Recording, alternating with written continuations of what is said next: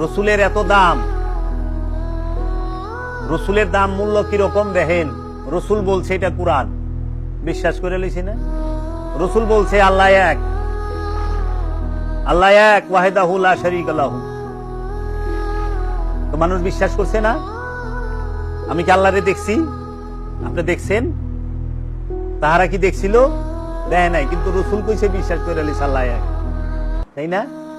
রসুল বলাতে, রসুল বলাতে বিশ্বাস করলো। যারে দেখে নাই, যার সাথে কথা হয় নাই, যার সাথে সম্পর্ক করে নাই, যার ওইখানে যাওয়া আসা নাই, কিন্তু বলছে আল্লাহ এক, আল্লাহ আছে, সবাই বিশ্বাস করছে ওই সময়। রসুল বলছে এটা কোরআন, বিশ্বাস করছে। রসুল বলছে এটা হাদিস কিতাব, রসুল বিশ্বাস বলছে এটা কিতাব, বিশ্বাস করছে। রসুল বলছে এটা শরীয়ত, বিশ্বাস করছে। রসুল বলছে এটা মারেফত, বিশ্বাস করছে। রসুল বলছে এটা হাকিকত, বিশ্বাস করছে। তো রসুলও তো বলছে এটা আলী আমার খলিফা, আমি আলীকে তোমাদের গার্জিয়ান হিসেবে রাখলাম। তো মাওলা আলীরে মানে নাই। মাওলা আলীরে রসুল রেখে গেল।